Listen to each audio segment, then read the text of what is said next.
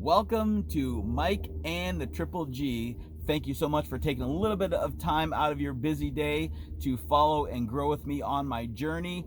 If you want to see some stuff that I don't show on YouTube, hit me up on Instagram. Link is in the description. Other than that, like, share, and subscribe. Together we can learn and grow, and I will see you out there on the trail. So today's video is for Richard, right? Now, I met Richard a little while ago, and we did this video. He's a man of few words, but nonetheless nuggets. And I was listening this morning and I had this epiphany because last night I had a conversation with a fellow nomad, and we got to talking about structures, structure we came from, structure we're in, right? So the structure we come from, that's what I call the rut of life, right? So the rut of life includes, your daily grind, your 9 to 5, your friends, your family, your bills, your whatever it is, hobbies, right? That's the rut of life that you're in. And which I liked it. I loved it for a long time, right?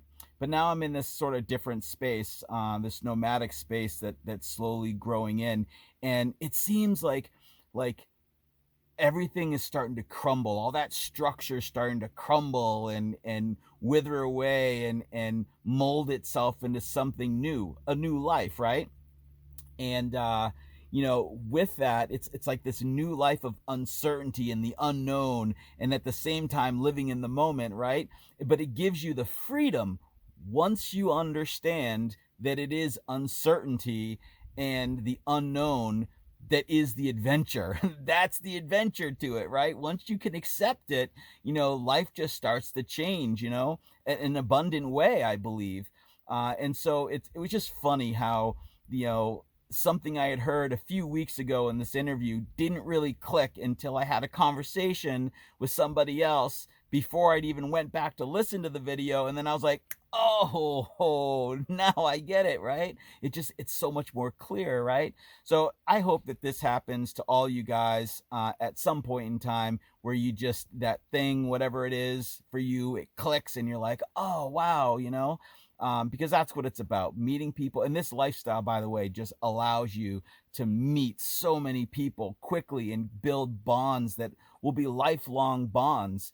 And it's in a different way than when you're just in the daily grind all the time, because it is uncertain. Hell, I had a bunch of coyotes. They sound like they were maybe 5 feet from my bus last night. I flicked on the main floods and they stopped howling and went away. I didn't hear from them again. But that's excitement.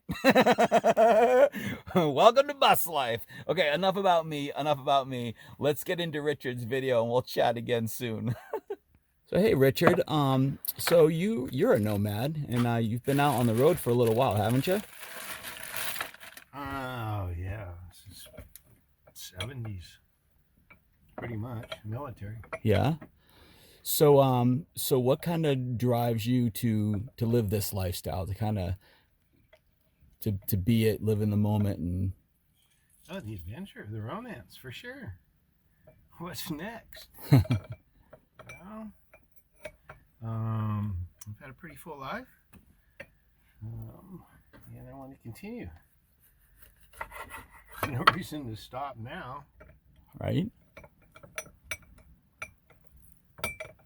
Now, is there any anything you found that complications? Let's say this. What's been the worst of times and the best of times being a nomad? I found it helps to be legitimate.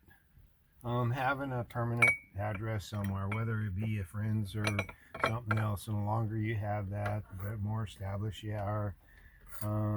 Pay your taxes, and it just gets easier when you get all that figured out.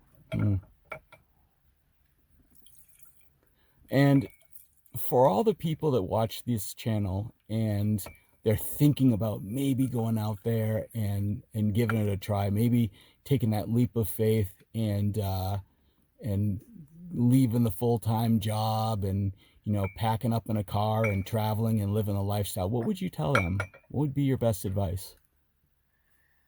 Well, no matter what kind of life changes you make as an individual, there's going to be consequences, whether there be positive or negative. And you have to be able to be mature enough to understand that it's never that green on the other side of the fence until you water the grass, you know? So it's a tricky situation in today's time. It was a lot easier 15 years ago, much easier than it is now. I wish everybody good luck. Well, thank you very much for talking with me today and letting people know kind of your your side of it and how it works and why you do it. Yeah, good luck. Thank you. What I tell you, a man of few words and many nuggets, right? Now, obviously, the whole line of, uh, adventure, romance, and what's next really resonated with me this morning. But he had a few other good ones in there. One I specifically liked was when he said about the grass being greener. And it's not greener until you go and water it, right? For all those people out there, myself included, who've been in that sort of that trap of thinking the grass is going to be greener somewhere else, you got to go water it. It's just not going to be poof better. You're just in a different place, right? So I thought that was pretty cool. And there are a few other things he said that make a lot of sense. Having some sort of stability. You can't, completely cut loose, right? You got to have